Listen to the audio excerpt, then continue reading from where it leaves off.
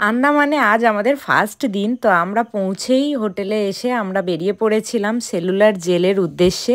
তো সেলুলার জেলটা তো আমার দারুণ লেগেছে। এখানে হয় সন্ধ্যেবেলা করে লাইট অ্যান্ড সাউন্ড শো, যেটা ভীষণ ভীষণ সুন্দর। ওটা তো আমার সব থেকে বেস্ট লেগেছিল। যেহেতু ওটার ভিডিও করা অ্যালাউ নেই, তো সেই জন্য আমি তোমাদের সাথে শেয়ার করতে পারলাম না, বাট এখানে আসলে ওটা দেখলে জাস্ট মনটা ভরে যাবে। আমাদের প্রত্যেকেরই ওটা বেস্ট লেগেছিল। দেন আমরা চলে এসেছিলাম করবিনস্কোপ বিচে। এই বিচটাও জাস্ট দারুণ। এখানে আমরা একটা বোটিং করেছিলাম, তো সেইটারই ফর্ম ফিল আপ করছিল সোনু। তো বোটটা আমাদের খুবই ভালো লেগেছে। আমরা নিজেরাই চালিয়েছি স্পিড বোটটা, ও চালিয়েছে, আমিও চালিয়েছি, আর প্রচুর স্পিডে চালিয়েছি, আর অনেকটা দূর নিয়ে গিয়েছিল, যেটার জন্য আমাদের প্রাইস নিয়েছিল 3000 টাকা করে পার হেড।